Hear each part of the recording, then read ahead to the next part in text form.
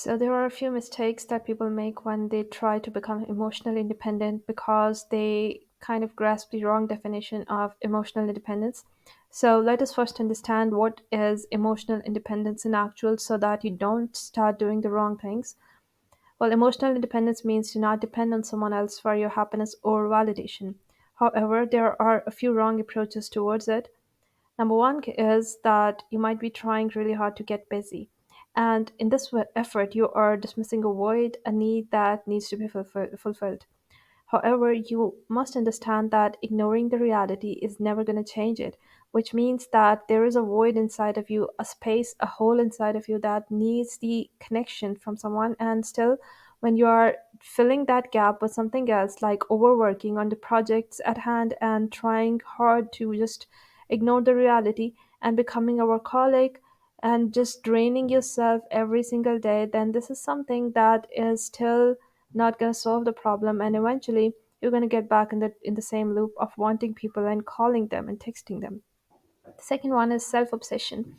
So self obsession is something that when you become when you go to an extreme level in this also signifies the lack of self worth because somehow you want to feel worthy.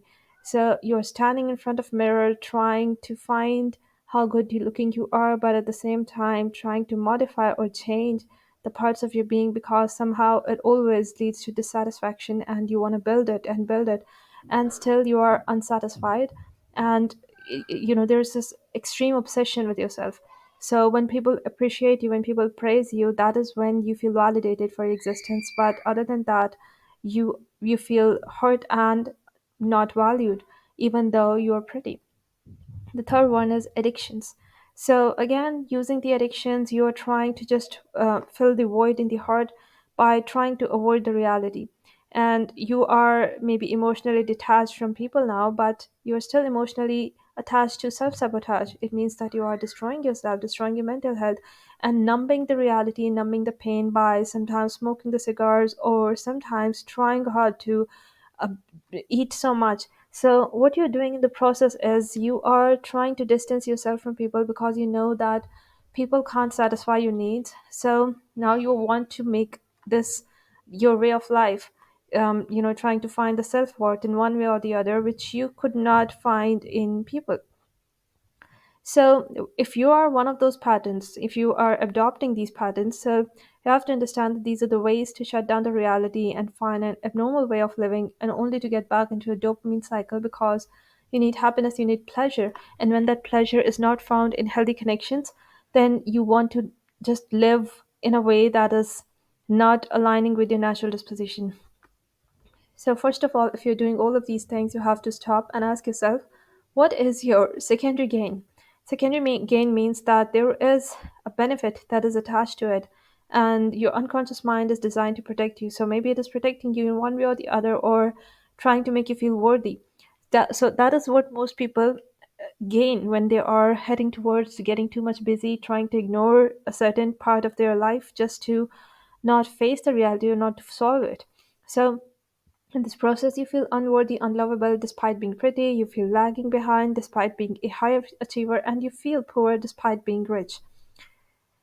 So, when you are done with this process, all of a sudden you keep needing people again, and the cycle hits the repeat button because you have this tendency inside of us to want people. So these efforts fail, and eventually you are back again alone. You are a high achiever, but still you're feeling alone. You are pretty or you're handsome, but still you're feeling alone. So the point that I want to make is that detachment is not that you should own nothing, but nothing should own you, which means that when you are detached from people, it should not happen that you are making something else your purpose.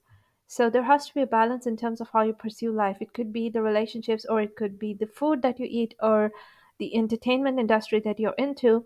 And maybe you are scrolling. You still have to keep on doing all the things that are important, but at the same time you have to hold yourself back from extremism.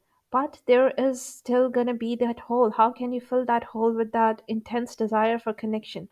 Well, there are two things that you need to understand. Number one is having a healthy relationship with Allah subhanahu wa ta'ala in terms of the connection, because first of all the heart needs that stable equilibrium, the emotional equilibrium, and that cannot ever happen if you are heading on to just talking to people or socializing, and you can't stay alone.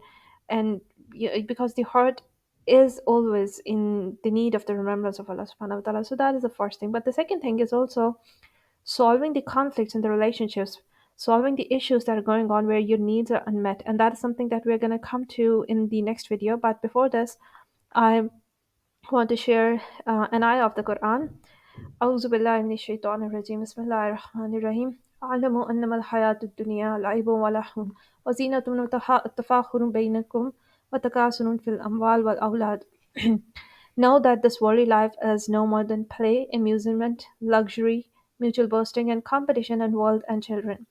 So, just having a look at this ayah, you can see that this is what maybe you're doing. So, just starting from the first word, which is laib, it is the action of the boys who tire themselves very hard, and then this whole process is useless because eventually they're getting tired and drained, and it yields nothing.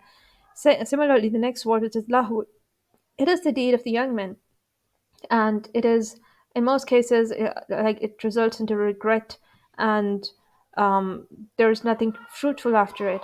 So like wasting your energies on maybe entertainment or music or pornography or smoking, anything that is just associated with when people enter into the adulthood. Next one is zinatun. Now this means that we have this love for beauty inside of us.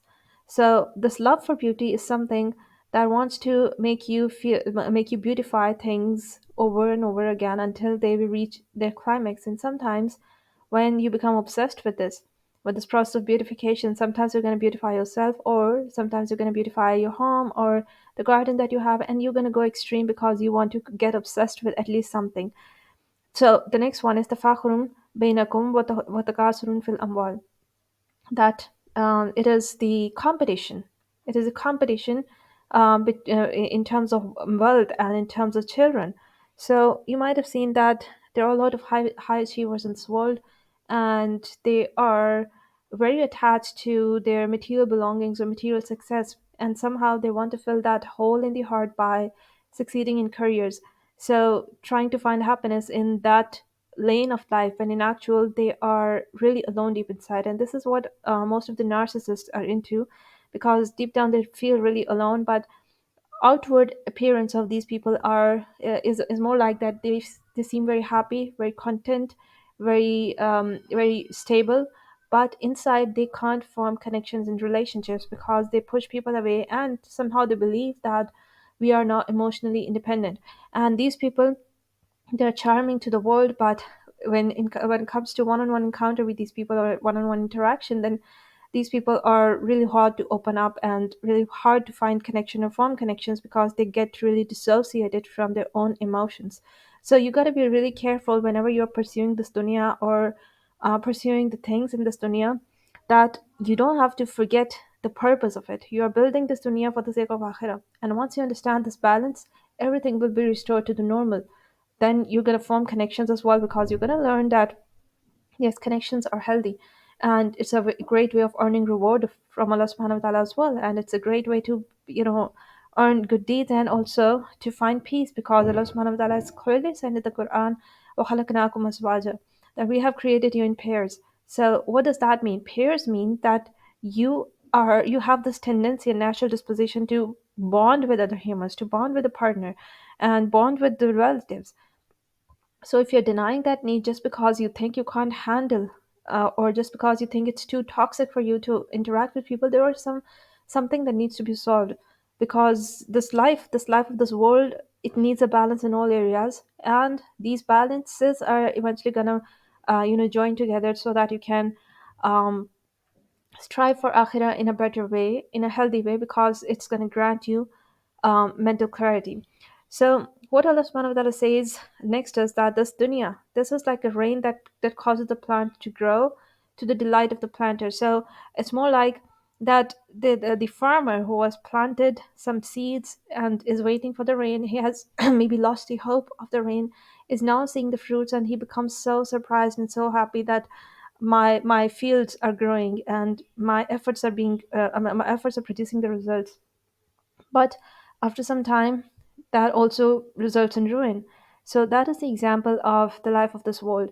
And a believer cannot be obsessed with any part of the life of this world. And that is the highest form of emotional independence, where you attach your emotions and your excitements first to Allah subhanahu wa ta'ala and your reward in akhirah, instead of just looking at this world and going through this phases of extreme sadness and extreme happiness, because that is what life is composed of. When you're detached from the outcome and when you're living in this dunya just like a traveler, and you know that, yeah, these are necessary things, but it's all right if they fall apart and you're going to move forward, even though it's hard to move on. But the only thing that's going to enable you to move on is the strong connection with your with akhirah, and knowing that this is just a bump on the road and it's not permanent. So this is what you need to understand.